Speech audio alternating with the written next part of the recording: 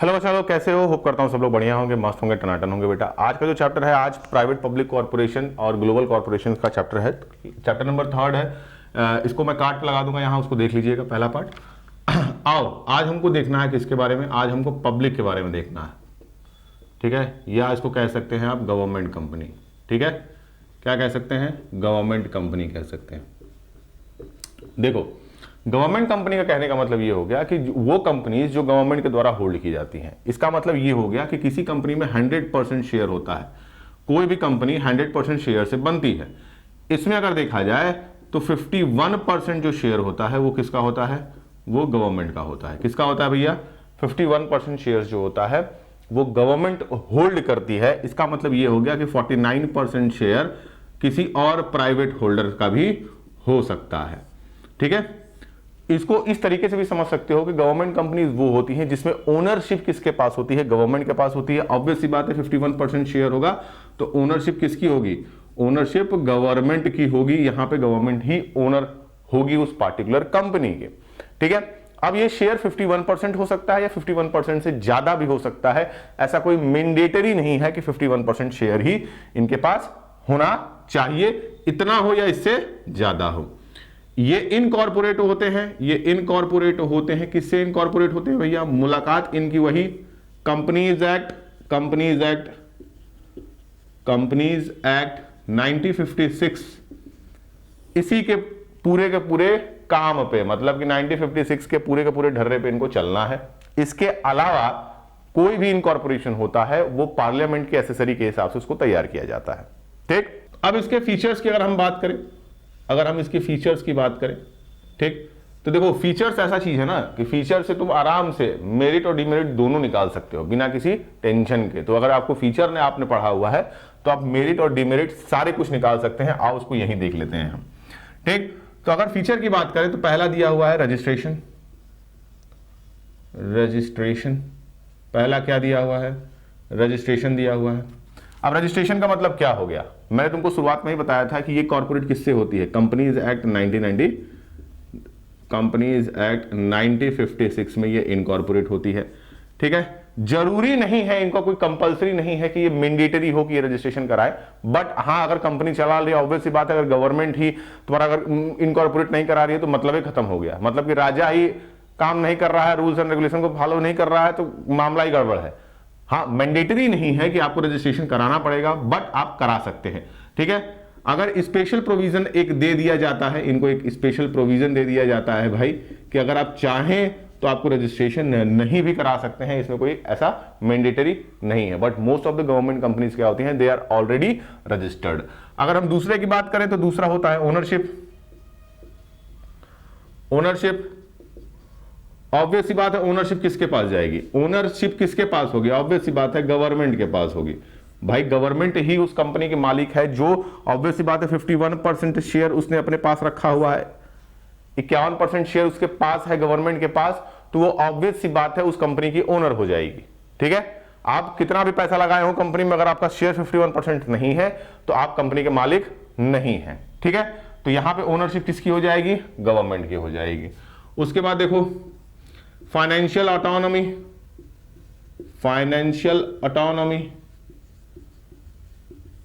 जो भी revenue generate होता है इन कंपनियों से, जो भी रेवेन्यू जनरेट होता है ये गवर्नमेंट के ट्रेजरी में नहीं जाता है। कहां नहीं जाता है? गवर्नमेंट की ट्रेजरी में नहीं जाता है। पब्लिक कंपनीज जो थी, जो गवर्नमेंट को होल्ड नहीं करती है, कुछ ऐसी कंपनीज होती हैं जो सीधे सीधे गवर्नमेंट कंट्रोल कर रही होगी, जहां पे प्राइवेट होल्डिंग्स नहीं होंगे, पूरा का पूरा गवर्नमेंट ही देख रही होगी। वहां पे वो पैसा किसके पास चला जाता है? गवर्नमेंट ट्रेजरी के पास चला जाता है। बट यहां पे इनको फाइनेंशियल ऑटोनॉमी दी जाती है ताकि ये अपने रेवेन्यू को अपने कंपनी में यूटिलाइज कर सके। कंपनी में क्या कर सके? यूटिलाइज कर सके। तो ऑब्वियस सी बात है, यहां पे इनको क्या किया जाता है?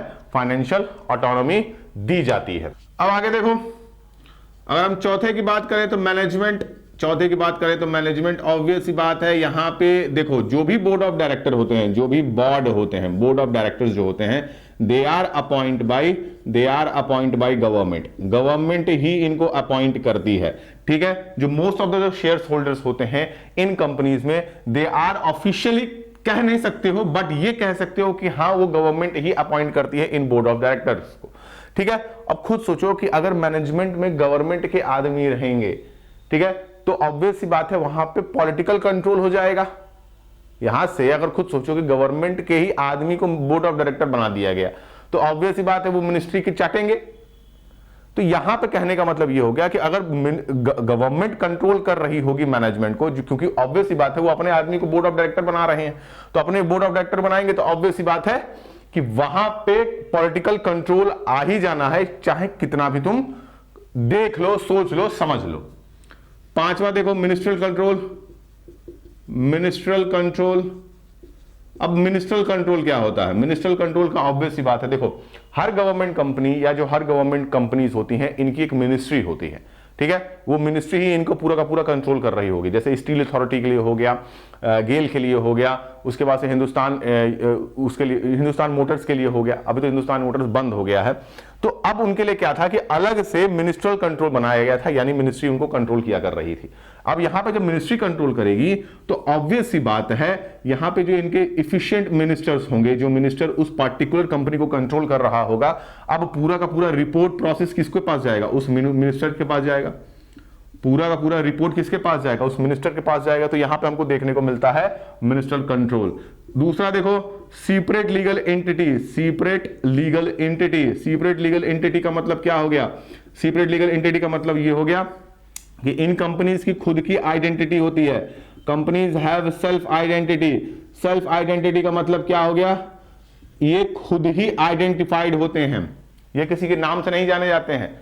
सेपरेट लीगल एंटिटी का मतलब ये हो गया कि जैसे उसकी उस बिजनेस की खुद की अपनी खुद की आइडेंटिटी हो।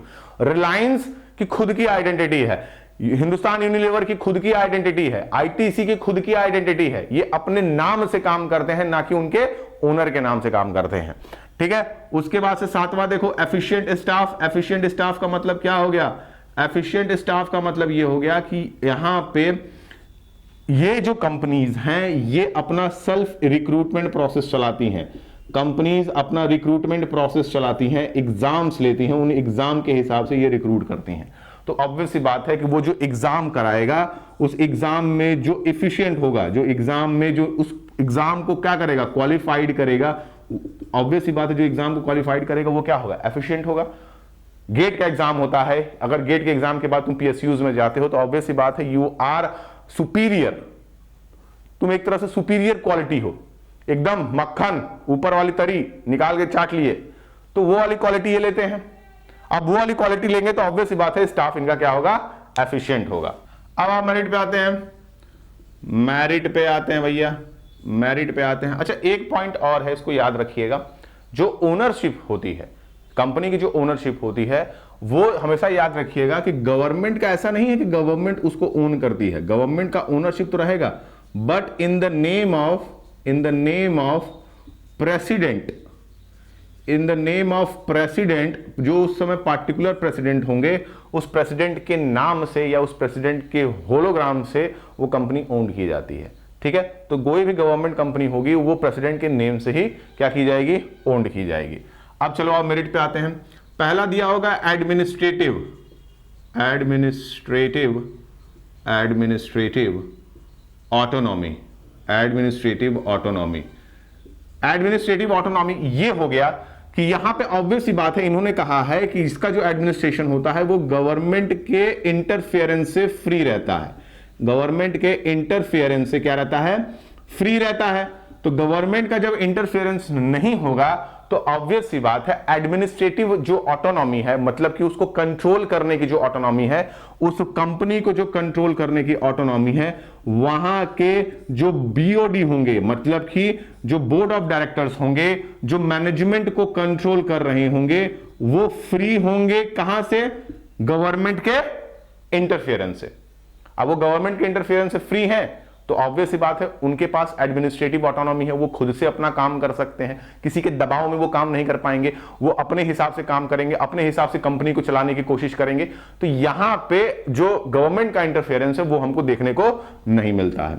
अगर हम दूसरे की बात करें तो efficient staff, efficient staff obvious सी बात है, देखो जो रिक्रूटमेंट प्रोसेस होता है, जो कंपनी का रिक्रूटमेंट होता है, ये किसके थ्रू होता है?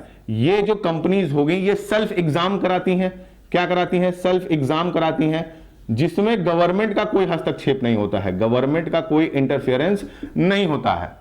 अब ये सेल्फ एग्जाम करा रही हैं तो ऑब्वियस सी बात है ये क्वालिटी प्रोडक्ट्स पे ज्यादा ध्यान देंगे, quality products of human resources, quality product of human resources, इस पे ज्यादा ध्यान देंगे। ठीक है, अब ये थोड़ा ना कि रेफरेंस लगा दी कि हमारे चाचा विधायक है साहब हमको नौकरी दे दीजिए, मार जूता निकाल के मार बिगाड़ देगा वहीं पे, कहेगा कि चाचा तुम्हारे विधायक में तुम थोड़े ना हो, मंत्री हो चाहे कोई भी हो, यहां पर नौकरी तो मिलनी नहीं है। तुम सेल में नौकरी लेने जाओ, घेल में नौकरी लेने जाओ, तुमको ऐसे ही दे देंगे नौकरी? तुमको नहीं देगी वो, तुमको ऑब्वियस सी बात है तुमको वो एग्जाम क्वालिफाइड करना पड़ेगा। बड़ी बड़ी पीएसयूज में तुमको निकालने के लिए एग्जाम क्वालिफाइड करना पड़ता है। आपको गेट निकाल के आप बढ़िया कॉलेज एडमिशन लेते हैं, फिर उसके बाद पीएसयूज में आप जाते हैं बिना एग्जाम दिए, नहीं हो सकता है। तो यहां पे जो एफिशिएंट स्टाफ हमको देखने को मिलता है वो इसी वजह से मिल जाता है क्योंकि ये एग्जाम कराती है और इस एग्जाम की वजह से वो एक अच्छा प्रॉस्परस जो तुम्हारा माइंडेड जो ह्यूमन रिसोर्स है वहां पे देखने को मिलते हैं। अगर हम तीसरे की बात करें तो तीसरा आता है तुम्हारा क्या? Greater flexibility. Greater flexibility, greater flexibility का मतलब क्या हो गया? ग्रेटर फ्लेक्सिबिलिटी का मतलब ये हो गया कि ऑब्वियस सी बात है एडमिनिस्ट्रेशन जो मैनेजमेंट है वो फ्री है गवर्नमेंट इंटरफेरेंस से। अब गवर्नमेंट इंटरफेरेंस से फ्री है तो ऑब्वियस सी बात है वो अपने इन्वायरमेंट के हिसाब से बिजनेस प्लान्स को चेंज करेंगे, कंपनी के इन्वायरमेंट के हिसाब से वो बिजनेस प्लान्स को चेंज करेंगे, जो नीड होगी मार्केट की वो मार्केट की नीड को वो पूरा करेंगे। तो यहां पे फ्लेक्सिबिलिटी आपको देखने को मिलती है क्योंकि गवर्नमेंट ऑब्वियस सी बात है जहां देखो गवर्नमेंट का इंटरफेरेंस हो जाता है ना वहां मामला गड़बड़ हो जाता है। गवर्नमेंट उस पर क्या करती है? बहुत ज्यादा report, audit, paper work, documentation इतना ज्यादा कर देगी ना कि एकदम बवाल हो जाएगा, मन करेगा कि एकदम फाड़ फूड़ के फेंक दें। तुम खुद सोचो, तुम एलआईसी का प्रीमियम भरते हो, एलआईसी ले लिए, तुम्हारे घर में कोई ना कोई लिया होगा, अगर यहाँ मोस्ट ऑफ द जो बच्चे होंगे किसी ना किसी पेरेंट्स ने एलआईसी ली होगी। एलआईसी का अगर पैसा तुमको निकालने जाना होगा ना नरक हो जाएगा, मन करेगा कि सामने वाले पकड़ के मार जूता बिगाड़ दें। अरे यार ना नाटक कर देते हैं ना कि ये पेपर लेके आइए, अरे आपका आधार कार्ड में नाम सही नहीं है, अरे आपका पेन, अरे मेरा पैसा हम तुमको दिए, तुम हमारा ही पैसा हमको देने के लिए नरक मचा दिए यार। तो जहां पे गवर्नमेंट की अथॉरिटी कंट्रोल होगी, जहां पे गवर्नमेंट कंट्रोल कर रही होगी, ऑब्वियस बात इतना नाटक बतिया देंगे सब ना कि तुमको मन करेगा कि अरे पागल हो गए हम। ठीक, तो यहां पे तुमको क्या होती है? ग्रेटर फ्लेक्सिबिलिटी मिलती है क्योंकि गवर्नमेंट का कोई इंटरफेरेंस है नहीं। अब जब गवर्नमेंट का इंटरफेरेंस होगा नहीं तो ऑब्वियस बात है मैनेजमेंट वहां पे एफिशिएंट कंट्रोल रखेगा। ठीक, उसके बाद से देखो चौथा कोलैबोरेशन। कोलैबोरेशन होता है, ऑब्वियस सी बात है ये क्या करते हैं? ये बड़ी बड़ी कंपनीज के साथ मिलके उसको काम करते हैं। जैसे मारुति उद्योग देखो, मारुति उद्योग क्या है? मारुति उद्योग गवर्नमेंट कंपनी है, उसने सुजुकी के साथ कोलैबोरेट किया, कोलैबोरेट करके अब मारुति सुजुकी तुमको गाड़ी बेचता है। तो ये भी क्या करते हैं? ये कोलैबोरेशन करते हैं बड़ी बड़ी कंपनियों के साथ। अब उसके डिमेरिट पे, डिमेरिट देखो पहला दिया है ऑटोनॉमी ऑन पेपर ओनली, नाम है बवाल हो गया, autonomy on paper only, autonomy on paper only. ठीक है, जो एडमिनिस्ट्रेटिव ऑटोनॉमी की मैंने बात कही थी वो सिर्फ तुमको पेपर में देखने को मिलती है। ठीक है, ऑब्वियस सी बात है बेटा, एक तुमने जो फीचर्स दिखा था, फीचर्स में उसने कहा था कि मिनिस्ट्रियल कंट्रोल आता है, गवर्नमेंट की ओनरशिप होती है। तो अगर गवर्नमेंट की ओनरशिप तुमको वहां देखने को मिल रही है, इसका मतलब कि वो सिर्फ दिखावे के हैं, हाथी के दांत दिखाने कोई और, खाने कोई और। तो यहां पे सिर्फ ऑटोनॉमी किस पे होती है? पेपर पे होती है। कहीं ना कहीं मिनिस्ट्री ही उसको कंट्रोल कर रही होगी, मिनिस्ट्री ही उसको क्या कर रही होगी? कंट्रोल कर रही होगी। और जब मिनिस्ट्री कंट्रोल करेगी तो ऑब्वियस सी बात है मिनिस्टर भी कंट्रोल करेंगे, और जब मिनिस्टर कंट्रोल करेंगे तो हमारे चचा विधायक हैं, हम ही काम करेंगे, हमारा हिसाब से काम होगा। कॉन्ट्रैक्ट बेसिस प्रोजेक्ट हुआ, ये सब किसको मिल जाता है? मिनिस्टर्स को मिल जाता है। ठीक है, जैसे रेल का कॉन्ट्रैक्ट हो गया, किसको मिल जाएगा? मोस्ट ऑफ द जो विधायक के लोग होते हैं या उनके जो जानने पहचाने हो, मंत्री के जो लोग होते हैं जानने पहचाने वाले होंगे, उन्हीं को कॉन्ट्रैक्ट मिलता है। अगर हम बात करें यूपीपीसीएल की बात करें या बीपीपीसीएल की बात करें तो इन्होंने क्या कर दिया कि जो इलेक्ट्रिसिटी है मोस्ट ऑफ द क्या है? कॉन्ट्रैक्ट बेसिस कर दिया है। तो ये किसको मिलेगा? ये जो बड़े बड़े विधायक जो हैं या बड़े बड़े जो मंत्री पद पे हैं उनके लोगों को ही तो मिलता है। तो ये भी बात हो गया। उसके बाद से देखो दूसरा, board packed with the government officials, board packed with government officials, government officials. ठीक है, कहने का मतलब क्या हो गया कि ऑब्वियस सी बात है बोर्ड ऑफ डायरेक्टर जो होते हैं वो किसके द्वारा अपॉइंट किए जाते हैं, बोर्ड ऑफ डायरेक्टर तुम्हारे अपॉइंट किए जाते हैं गवर्नमेंट के द्वारा। गवर्नमेंट ही क्या करती है, इनको अपॉइंट करती है। तो जब गवर्नमेंट अपॉइंट करेगी तो ऑब्वियस सी बात है क्या हो जाएगा, बीओडी को, बीओडी बोर्ड ऑफ डायरेक्टर को गवर्नमेंट ही तो क्या करती है, अपॉइंट करती है कि लो भैया ये अपना बोर्ड ऑफ डायरेक्टर ही संभालो। अब बोर्ड ऑफ डायरेक्टर में बैठे हुए हैं गवर्नमेंट के मंत्री पद के, अब वो कह रहे हैं कि साहब हमारा चाचा कह रहे हैं हमारा लड़का जो है ना बहुत अच्छा है, उसको थोड़ा सा कॉन्ट्रैक्ट मिल जाता तो सही रहता। तो वहां पे जो भी ऑफिशियल्स होते हैं, मोस्ट ऑफ द जो ऑफिशियल्स होते हैं वो कहीं ना कहीं सरकार के ही आदमी होते हैं या सरकार के ही लोग होते हैं। इसी के द्वारा तुम एक पॉइंट और भी बना सकते हो जिसको कहते हैं पॉलिटिकल इंटरफियरेंस। पॉलिटिकली इंटरफियरेंस बहुत ज्यादा मिलता है यहां पे, पॉलिटिकल इंटरफियरेंस बहुत ज्यादा होता है क्योंकि पॉलिटिकली कंट्रोल होते हैं। पूरा मिला के बात यही है, ढर्रा यही है कि गवर्नमेंट कंपनी जो ओन होती है जिसका 51% शेयर किसके पास होता है, गवर्नमेंट के पास होता है। कंपनीज एक्ट के थ्रू ये रजिस्टर्ड होते हैं, मैंडेटरी नहीं है कि ये रजिस्टर हो पाए, ठीक है। एक प्रोविजन के द्वारा ये इसको शिफ्ट आउट भी कर सकते हैं। इनका जो ओनरशिप होता है वो प्रेसिडेंट के कंट्रोल में होता है, मतलब कि ओनरशिप जो बनेगी वो किसके बनेगी, प्रेसिडेंट के नाम पे बनेगी। मैनेजमेंट का कंट्रोल, ये भले ही कहते हैं कि मैनेजमेंट कंट्रोल ऑटोनॉमी है, बट वो ऑटोनॉमी दिखने के लिए है, हाथी के दांत और दिखाने के कोई और। हाँ, स्टाफिंग में ये कह सकते हो कि जो स्टाफ होते हैं वो एफिशिएंट स्टाफ के होते हैं, नहीं तो आपको कोई अलग से मामला देखने को नहीं मिलता है। चौथी बात, कोलैबोरेट, मतलब ये क्या करते हैं, कोलैबोरेट करते हैं बड़ी बड़ी कंपनियों के साथ, क्योंकि इनके पास कुछ रहता है, बड़ी कंपनियों के पास कुछ रहता है और एक बढ़िया एक स्ट्रक्चर तैयार होकर मिलता है। अगर हम मारुति की बात करें तो अगर मारुति सुजुकी की बात करें तो मारुति तुम्हारी क्या है, गवर्नमेंट कंपनी है। अब मारुति के पास एफिशिएंट स्टाफ होने के साथ साथ क्या था, एक इंफ्रास्ट्रक्चर था, क्योंकि गवर्नमेंट क्या करेगी, इंफ्रास्ट्रक्चर दे देगी सामने वाले को, और उसको क्या चाहिए, गवर्नमेंट का सपोर्ट चाहिए। तो सब कुछ मिलके एक अच्छा कोलैबोरेशन तैयार हो जाता है। तो यहां पे आपका पब्लिक कंपनी तैयार हो गया, सॉरी गवर्नमेंट कंपनी तैयार हो गया। अब देखते हैं कि change in the role of public sectors कहां से आया। अगला देखो क्या आ गया, change in role of public sectors या पीएसयूज भी कह सकते हो, रोल ऑफ पीएसयूज, ठीक है। अब मेरी बात को बड़े ही ध्यान से समझना, चेंज इन रोल ऑफ, अगर पीएसयूज की बात करें तो सारा मामला बदला 1991 के बाद। 1991 के बाद सारा का सारा मामला बदल गया जब क्या लॉन्च हुआ, एलपीजी लॉन्च हुआ। क्या लॉन्च हुआ, LPG, liberalisation, privatisation, globalisation. World bank से $7 बिलियन का हमने उधार लिया था। वर्ल्ड बैंक ने हमसे कुछ नेसेसरी अमेंडमेंट साइन करा लिए। भाई बाहर से पैसा ले रहे हो तो ऑब्वियस सी बात, वो पैसा दे रहे हैं तो कुछ ना कुछ तो तुमसे लेंगे भी। तो वो क्या कर दिए, मार्केट खोल दिए। अब मार्केट खोलने के बाद उस समय पीएसयूज की हालत बहुत गंभीर थी। उसको सही करने के लिए क्या किया गया कि हमारे पास ओवरऑल 17 कंपनियों के कंट्रोल थे। 17 कंपनियों के कंट्रोल को फिर 8 कंपनियों में चेंज किया गया। 8 कंपनियों से फिर ये किस में चले गए, 3 कंपनीज में। और अगर हम आज की बात करें तो आज तो अगर 0 कंपनी है जहां पे कंट्रोल गवर्नमेंट का है। 17 कंपनियों में बड़ी बड़ी थी, जैसे एटॉमिक हो गया, उसके बाद से तुम्हारा मेडिकल में आ गया, ड्रग्स में आ गया, फार्मास्यूटिकल्स में आ गया, अल्कोहल्स में आ गया। इन सब के लिए मोस्टली पीएसयूज ही काम कर रही थी, पब्लिक सेक्टर यूनिट्स ही काम कर रही थी। 8 कंपनियों को फिर मैंडेटरी किया गया। 8 कंपनियों में वही ड्रग्स आ गई थी। ड्रग्स के बाद तुम्हारा एटॉमिक्स आ गया था, उसके बाद से रेल आ गया था, उसके बाद से तुम्हारा फिनांस नहीं, मेडिकल हो गया, उसके बाद से तुम्हारा क्या कहते हैं फार्मास्यूटिकल्स हो गया। फिर तुम उसमें आ सकते थे नारकोटिक्स में, जिसमें अल्कोहल, दारू, सिगरेट, ये सब जो चीजें थी, इनके लिए आपको लाइसेंस लेना था। इनके अलावा किसी चीज को आपको लाइसेंस लेने की जरूरत नहीं थी। और आर्म्स भी थे उसमें, तो arms, atomic energy, rail transport, ये सब। इन कंपनियों के बाद फिर 3 कंपनियां आई, जिसमें 3 कंपनियां कौन कौन सी थी, आर्म्स थी, एटॉमिक एनर्जी थी, और उसके बाद से रेल ट्रांसपोर्ट। इन 3 कंपनियों पे कंट्रोल किसका था, सिर्फ गवर्नमेंट का था, ठीक है। अब क्या हो गया कि अगर इस समय की बात करें तो इसमें भी टाटा आ चुकी है, रेल ट्रांसपोर्ट भी मोस्टली प्राइवेट ही हो रहे हैं, और एटॉमिक की बात करें तो सिर्फ एटॉमिक ही गवर्नमेंट के पास बचा हुआ है। अगर एटॉमिक भी किसी को दे दिया तो पता चला कि पाकिस्तान को बेच के बम मरवा दिए, तो ये काम नहीं कर सकती है गवर्नमेंट एटॉमिक्स पे नहीं दे सकती है। आर्म्स में हाँ थोड़ा बहुत ऐसी कंपनीज को दिया जाएगा कि जिनका रेफरेंस बहुत अच्छा हो, जो धोखेबाजी ना करें। उसके बाद से देखो डिसइन्वेस्टमेंट किया गया। डिसइन्वेस्टमेंट का मतलब क्या होता है, डिसइन्वेस्टमेंट का मतलब हो गया कि ऐसी पीएसयूज जिनका कोई प्रॉफिटेबल नहीं थे, ऐसी पीएसयूज जो प्रॉफिटेबल दिख नहीं रही थी, ऐसी पीएसयूज जो प्रॉफिटेबल नहीं दिख रही थी, उनको बेचना स्टार्ट कर दिया गया था। इसमें भी करप्शन हुआ था और बहुत तगड़ा करप्शन हुआ था।